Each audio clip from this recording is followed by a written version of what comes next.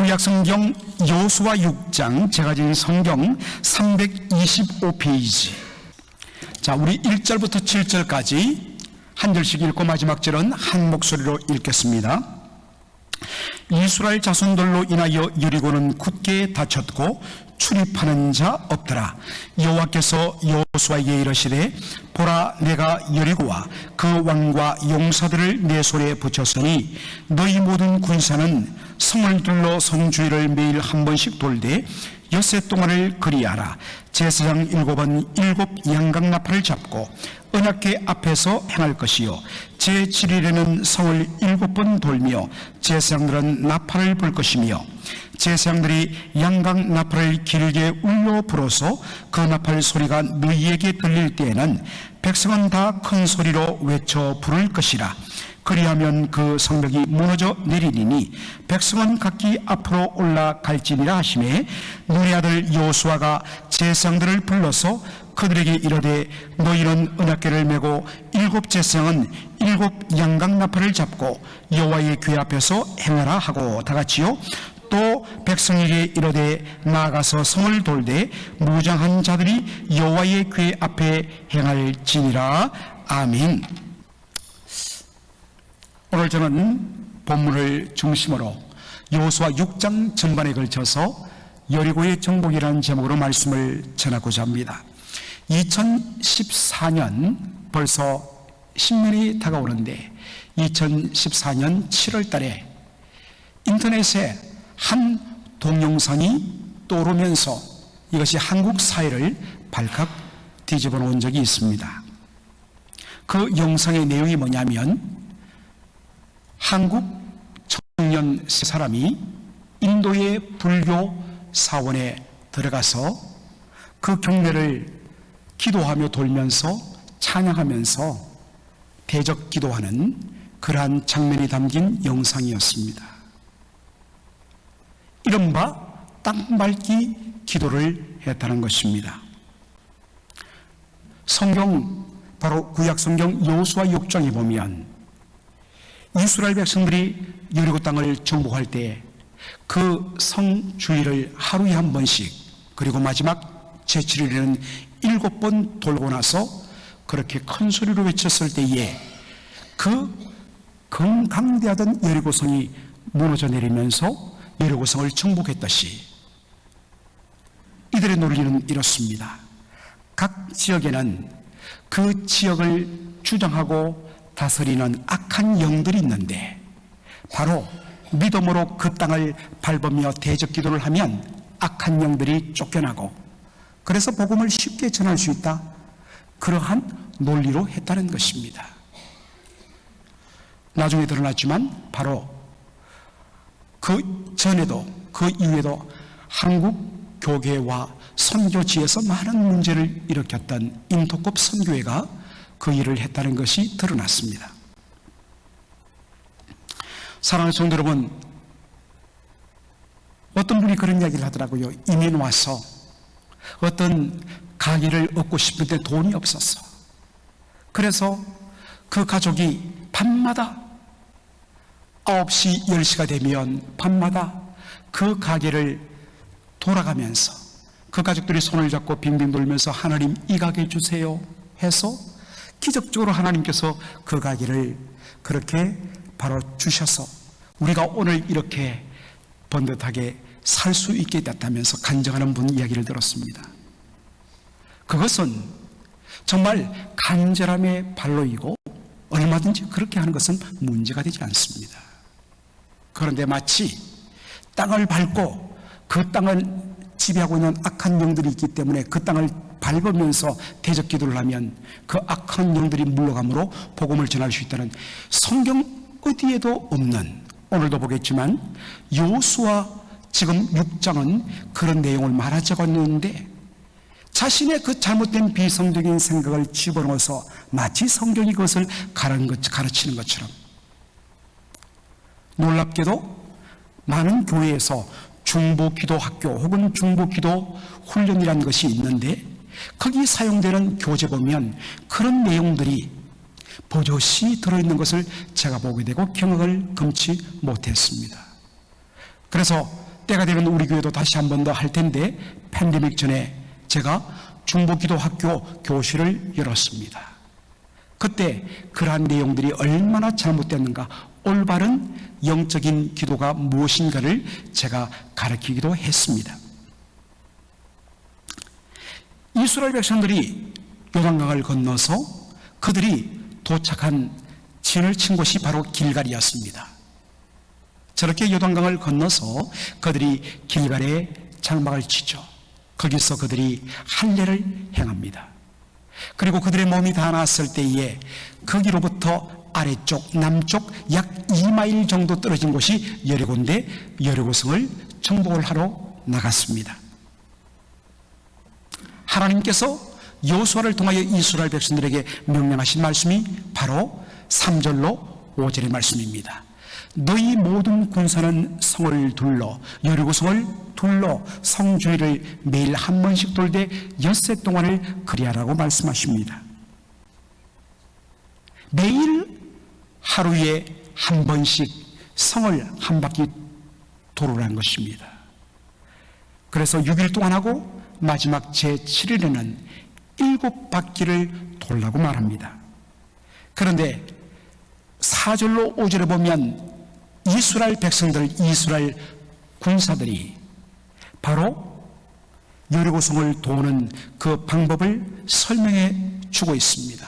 제사장 7은 7 양각 나팔을 잡고, 양뿔로 만든 나팔을 잡고 언약궤 앞에서 불면서 행할 것이요, 제7일에는 성을 7번 돌며 제사장들은 나팔을 불 것이며, 제사장들이 양각 나팔을 길게 울려 불어서 그 나팔 소리가 너희에게 들릴 때 제7일째 되는 날에 백성들은 다 큰 소리로 외쳐 부를 것이라. 그리하면 그 여리고 성벽이 무너져 내리리니 백성들은 각기 앞으로 올라가서 그 여리고성을 바로 정복하라라고 말씀하십니다. 바로 이 3절로 5절의 말씀을 그대로 풀어놓은 것이 6절 이하의 말씀입니다. 여러분, 여기서 우리는 질문을 던져야 됩니다.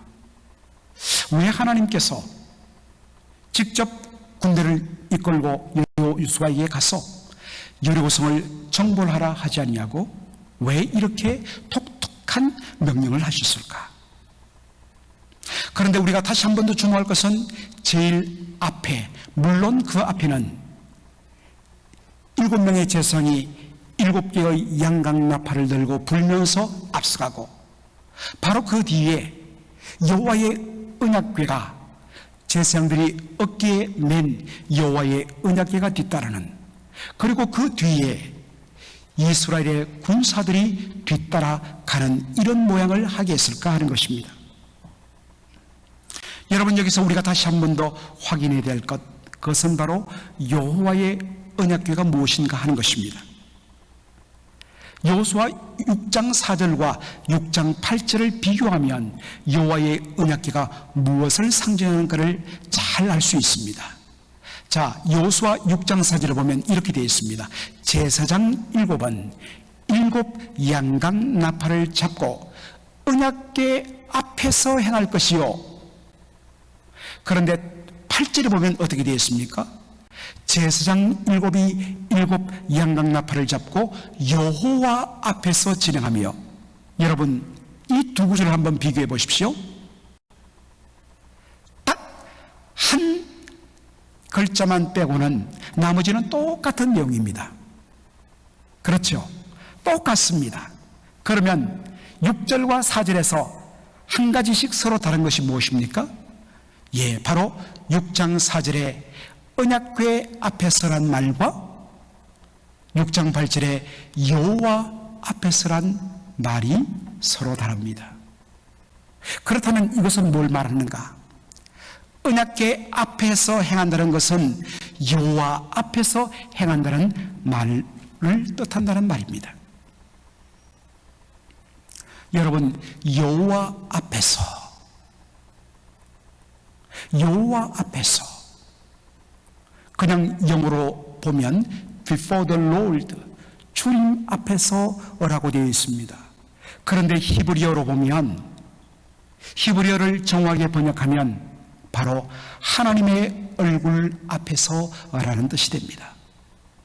그런데 여러분, 여호와 하나님은 영이시기 때문에 우리와 똑같은 이 육체의 얼굴이 있습니까? 없습니까? 없습니다. 영이십니다. 그렇다면 하나님의 얼굴은 무엇을 뜻하는가? 많은 성이, 영어 성경이 그것을 이렇게 번역합니다. The presence of the Lord, 주님의 임재 앞에서. 하나님 앞에서란 말은 뭐냐? 여호와의 임재를 뜻한다는 것입니다. 그러므로 여러분, 언약궤는 무엇을 상징하는가? 하나님이 여기에 임하신다, 하나님의 임재를 상징하는 것이 여호와의 언약궤인 것입니다. 왕이신 여호와 하나님의 임재를 상징하는 언약궤를 제사장들이 메고 행진할 때에 그 앞에는 어떤 일이 벌어집니까? 7명의 제사장들이 7 양의 뿔로 만든 양각 나팔을 불면서 행진하라고 이야기하고 있습니다. 여러분, 왜 7명의 제사장들이 7개의 양각 나팔을 들고 여호와의 언약궤 앞에서 행진하라고 할까요? 여러분, 숫자 7은 바로 신적인 완전수, 하나님의 완전하심을 상징하는 숫자인 것입니다. 바로 뒤에 언약궤가 상징하는 것처럼 여호와 하나님의 임재하심, 하나님이 바로 여기 계신다는 그런 상징으로서 여호와의 언약궤를 메고서 그 앞에서 제사장 7개의 양각나팔, 하나님이 지금 행차하신다라는 의미에서 나팔을 분다는 것입니다. 여러분들, 나팔하면 우리 예수님의 재림과 연결됩니다. 디모데전서, 데살로니가 전서 4장 16절에 보면 예수님의 재림의 장면을 이렇게 묘사합니다. 주께서 호령과 천사장의 소리와 하나님의 나팔로 친히 하늘로 솟아 강림하시리니 그리스도 안에서 죽은 자들이 먼저 일어나고. 고린도전서 15장 51절로 52절에도 보면 마지막 날에 예수님께서 이 땅에 강림하실 때에 바로 나팔 소리와 함께 땅에 묻혔던 죽은 자들이 다시 부활의 몸을 입고 살아나고, 산채로 주님을 영접하는 사람들은 그의 몸이 거룩한 부활의 몸으로, 영광스러운 몸으로 변화되어서 주님을 영접할 것이라고 이야기하고 있습니다. 여러분, 고대시대, 지금도 마찬가지입니다. 그러나 고대시대에 특별히 왕이 자기가 다스리는 나라의 땅으로 행차할 때에, 그때 항상 백성들의 앞에 뭘 하느냐면 왕의 행차 앞에서 바로 호위병들이 나팔을 불면서 왕이 행차합니다. 그러면 백성들은 그 나팔 소리를 듣고, 아, 왕이 지금 우리 땅에 들어오시는 갑다. 그래서 그 가마를 타고 그들 동네로 행차하는 왕 앞에 모두 다 엎드려 왕을 영접하고 맞이하는 모습을 보게 됩니다. 예수님의 재림 때 왜 나팔 소리와 함께 재림하느냐? 어떤 의미에서는 물론 실질적으로 나팔 소리가 날 것입니다. 그러나 여기 나팔은 동시에 상징적인 의미입니다. 바로 이 땅에 재림하시는 예수님은 만왕의 왕, 만주의 주로서 지금 이 땅에 임하신다는 것입니다. 7 제사장, 신적인 충만수를 나타내는 7의 제사장들이 7개의 양각 나팔을 불고 나팔을 불면서 여호와의 임재를 상징하는 언약궤 앞에 그들이 행진합니다. 영광의 왕이 지금 이 땅으로 들어가신다라는 의미입니다. 바로 영광의 왕이신 하나님께서 지금 이 땅으로 행차심을 보여주는 상징물이 언약궤인 것입니다. 여러분, 그림을 그렇게 그려서 이해하시면 좋습니다. 조금 전에도 말했지만은 왕이 자신이 다스리는 나라의 땅에 행차할 때에, 나팔 소리와 함께 행차할 때에 그 땅의 백성들은 모두 엎드려 자신들의 왕을 환호하면서 경배하면서 맞이합니다. 지금 만왕의 왕이신 하나님께서 지금 가나안 땅으로, 그리고 첫 번째 성인 여리고 성으로 들어가십니다. 그렇다면 여리고 성 사람들이 살 수 있는 유일한 길은 무엇입니까? 성문을 열고 나와서 바로 하나님 앞에 엎드리고 항복하고 그분의 주권을 인정하는 것입니다. 그런데 이것을 거부하고 끝까지 대적하는 것은 반역행위이기 때문에 그들은 진멸당해야 마땅한 것입니다. 바로 이 메시지를 전하기 위해서 하나님께서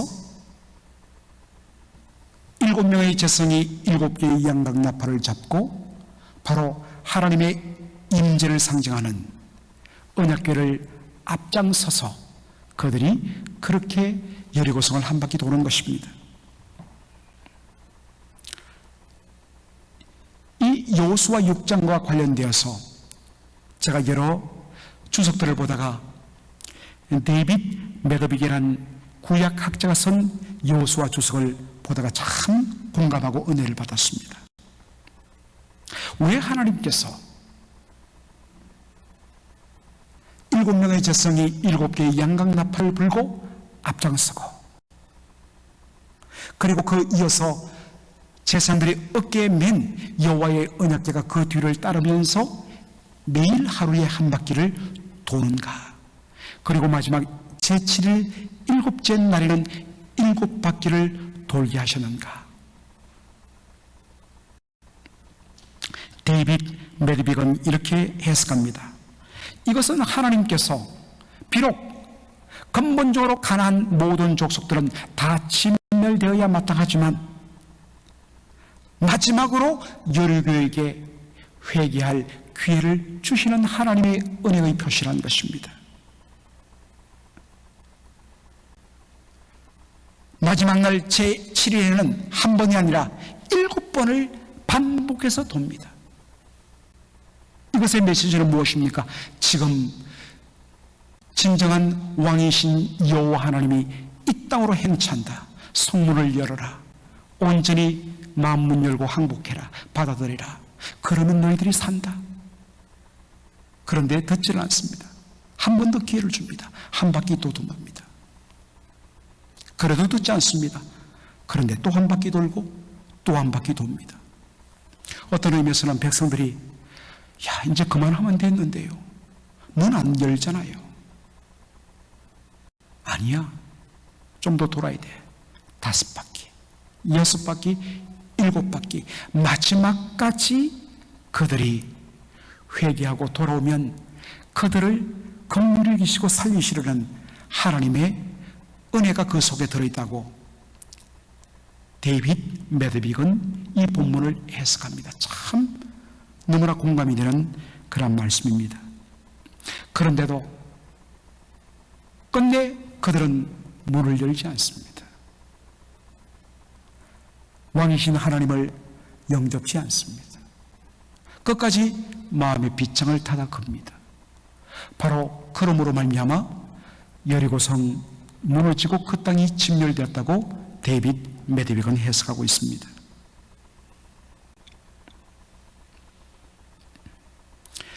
여리고성을 정복한 후에 이스라엘 백성들이 취할 행동에 대하여 오늘 본문 17절로 18절은 이렇게 이야기합니다. 이 성과 그 가운데 모든 물건은 여호와께 바치되 너희는 바칠 물건을 스스로 삼가라. 너희가 그것을 바친 후에 그 바친 어느 것이든지 취하면 이스라엘 진으로 바침이 되어 화를 당케 할까 두려워하노라 라고 말씀하십니다. 이 땅에서 취한 모든 전리품 하나도 빠짐없이 다 하나님께 바치라고 말씀하십니다. 그러면 여러분, 이 원리가 가나안 정복 전쟁 전체에서 다 적용되느냐? 그렇지 않습니다. 우리가 다음 시간과 그 다음 시간 여호수아 7장과 8장을 연속으로 볼 텐데, 거기 보면 두 번째 성인 아이성 전투 때부터는 그 땅을 정복하고 그 땅에서 취한 모든 전리품들은 백성들이 나누어 가질 것을 말합니다. 그런데 유일하게 하나님께서 이 가나안 정복 전쟁의 첫 번째 성인 여리고성에 대해서만큼은 너희들이 어느 것도 하나 취하지 말고 다 하나님께 바쳐라 라고 말합니다. 왜 하나님이 이렇게 여리고성에 대해서 이런 요구를 하셨을까? 여러분, 고대 근동 지역의 전쟁에서 승리한 사람들이 바로 패배한 그 군대와 나라의 모든 물건들을 전리품으로 취하게 되어 있습니다. 전리품은 어디까지나 승리자의 몫입니다. 여러분, 여리고의 정복은 이스라엘 백성들이 그 땅을 하루에 한 바퀴, 그리고 7바퀴 돌았기 때문에 무너지고 그 땅을 빼앗은 것이 아닙니다. 전적으로 하나님께서 이 전쟁을 이끄셨고 성립케 하셨습니다. 그렇다면 이 첫 번째 성 여리고성의 전리품은 누구의 몫이 되어야 마땅하느냐? 여호와 하나님의 몫이 되어야 마땅하다는 것입니다. 이것을 어기고 전리품을 자기 장막에 숨겼다가 발각이 되어서 죽임당한 사람이 누구입니까? 다음 시간에 볼 7장에 나타나는 유다지파, 바로 아간이라는 사람입니다. 여러분, 아간이 죽임당한 이유는 뭘까요? 단순히 옷 몇 벌과 금덩이 몇 개 훔쳤기 때문일까요? 그렇지 않습니다. 이 여리고성 정복이 전적인 하나님의 은혜와 능력으로 말미암아 하나님께서 주신 하나님의 성림을 인정치 않고, 이거 우리가 우리의 힘으로 정복한 거야, 그러니 여기에서 얻는 것 나의 것이 되어야 돼 라는 생각 때문에 죽은 것입니다. 하나님께서 에덴 동산에 아담을 두시면서 뭐라고 이야기합니까? 동산 안의 모든 열매를 맺는 나무의 실과는 네가 임의대로 마음껏 먹어도 좋다. 그러나 오직 하나, 동산 중앙에 있는 선악을 알게 하는 나무의 과실은 먹지도 말라. 너희들이 먹는 날에는 정령 죽으리라 말씀하셨습니다. 하나님께서 과일 하나 따먹는 것 때문에 우리를 죽이시고 저주하신다, 그런 의미가 아닙니다. 모든 것을 다 할 수 있지만 딱 하나 선악과를 금하신 것은, 그 선악과 우리 인생이 하나님의 형상으로 지음받은 존귀한 존재이지만, 그러나 우리는 근본 하나님의 피조물이요, 우리 위에 창조주 주권자 하나님이 계시며, 우리는 그분의 말씀에 순종해야 될 존재이며 그분의 영광을 위하여 지음받은 존재인 것을 잊지 말도록 하기 위하여서 하나님께서 요구하신 것과 똑같은 의미입니다.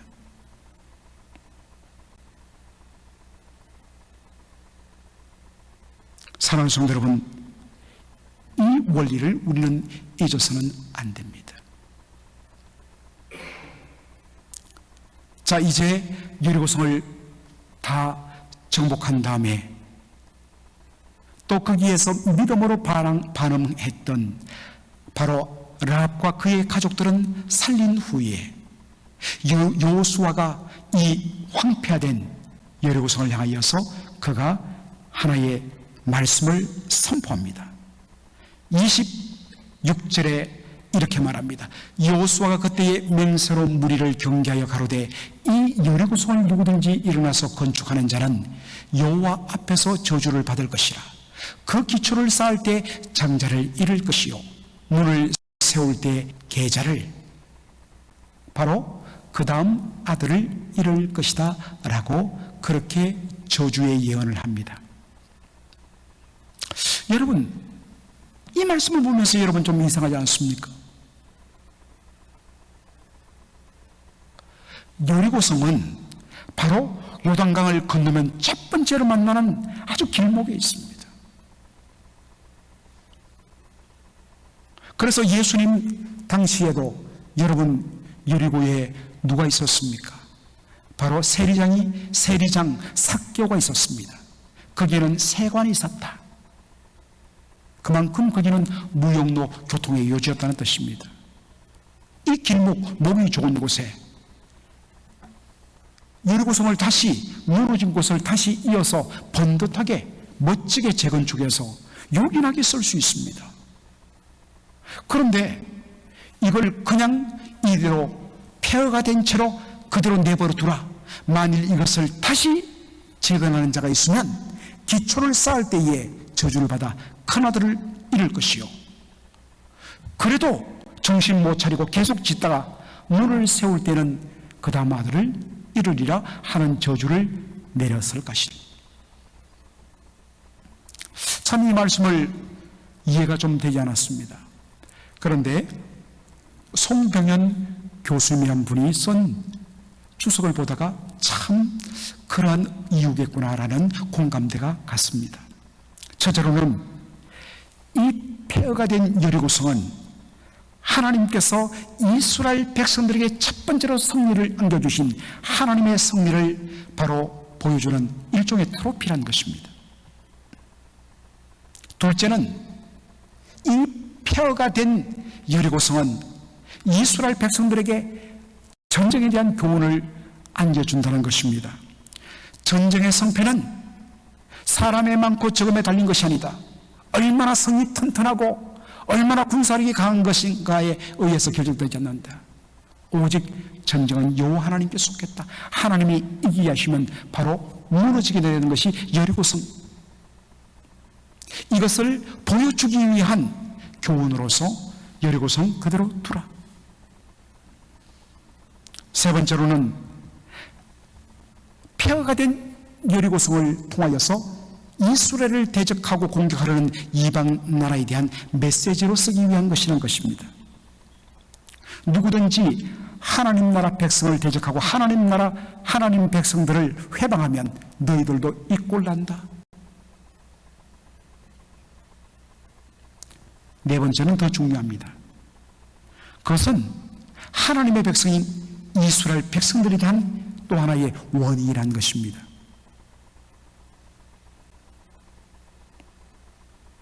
너희가 비록 혈통적으로 아브라함의 후손이고 너희들이 이스라엘 백성이라 할지라도 너희가 만일 하나님을 떠나 가나안 우상 숭배에 빠지면 너희들도 이처럼 멸망당하리라. 이것을 잊지 않도록 하기 위해서 경제적인 이유와 목적에서는 이것을 다시 재건하고 쓰는 것이 좋은데도 그대로 폐허체로 방치하라고 했던 것입니다. 그래서 한동안 이 폐허가 된 여리고성을 바라보면서 그들은 바로 거기에 담긴 메시지와 교훈을 받으면서 늘 주의했을 것입니다. 그런데 시간이 흐르면서 바로 이 말씀을 무시하고 여리고성을 다시 재건한 사람의 이야기가 열왕기상 16장에 나옵니다. 그 시대에 여러분 열왕기상 16장을 보면 바로 아방, 북왕국 이스라엘의 가장 패역했던 아방, 그의 아내 이세벨, 그 시대를 배경으로 하고 있습니다. 그 시대의 베델 사람, 여러분 그 당시 베델은 금송아지 우상 숭배의 중심지였습니다. 가장 악한 아합 왕이 다스리던 시대에 가장 패역한 우상 숭배의 중심지 베델 출신의 사람 히엘이란 사람이 무엇을 건축했다고요? 여리고를 건축하였는데 그가 그 파운데이션을 쌓을 때에 누가 죽었다고요? 맏아들 아비람을 잃었다는 것입니다. 그 문을 세울 때에 막내 아들 스굽을 잃었다는 것입니다.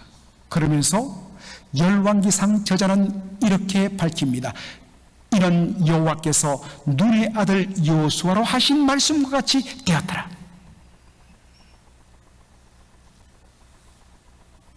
그 패역한 아합왕 다스리던 시대에 우상 숭배의 중심지였던 히엘, 베델 사람 히엘이 여호수아가 선포한 하나님의 말씀을, 저주의 말씀을 무시하고 성을 쌓았습니다. 이렇게 생각할 것입니다. 바로 600년 전에 여호수아가 말했던 것, 이제는 시간이 흘러도 너무 흘렀다. 이제는 아무 문제가 되지 않는다. 그런데 어떻게 되었습니까? 하나님의 말씀 그대로, 여호수아가 선포한 저주의 말씀 그대로 이루어졌습니다. 사랑하는 성도 여러분, 하나님의 말씀은 불변합니다. 우리가 하나님의 말씀을 두려워해야 됩니다. 남들이 어떻게 하든지 말든지 나는 하나님의 말씀이 이렇다면 그렇게 믿는 것이고, 하나님의 말씀이 가라면 가는 것이고, 하나님의 말씀이 서라면 서는 것이고, 하나님의 말씀을 벗어나지 않고 언제나 그 말씀 앞에 엎드리는 자세, 그것이 바로 오늘 여호수아 6장이 우리에게 주는 거룩한 메시지라 할 수 있겠습니다. 사랑하는 성도 여러분, 하나님의 말씀을 두려워하시고 하나님의 약속하신 말씀에 굳게 서서 믿음으로 달려가는 저와 여러분 되기를 주의 이름으로 축원합니다. 아멘. 기도하겠습니다. 살아계신 우리 아버지 하나님, 은혜와 사랑을 감사드립니다.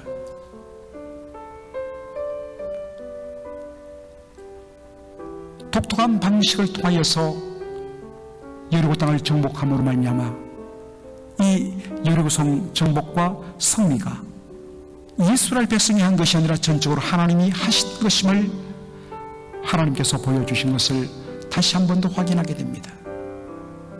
사랑하는 우리 아버지 하나님, 폐허가 된 여리고성을 그대로 방치하라고 한 그 깊은 의미들을 저희들이 다시 한 번 더 깨닫고 우리의 삶 속에서 늘 하나님이 주신 경고와 하나님의 말씀을 잊지 않고 기억하며 말씀 가운데 굳게 서는 저희들의 삶이 되게 하여 주시옵소서. 주 예수 그리스도의 은혜와 아버지 하나님의 무한하신 사랑과 성령의 교통하심이 하나님의 약속의 말씀에 굳게 서서 언제나 말씀을 붙들고 서며 언제나 왕이신 하나님을 앞세우고 그분의 뒤를 따라가 하나님이 주시는 놀라운 승리를 맛보기 원하고 믿음으로 구하며 이 자리를 따라가는 모든 주의 백성들 머리 위에 이제로 영원토록 함께 있을지어다. 아멘.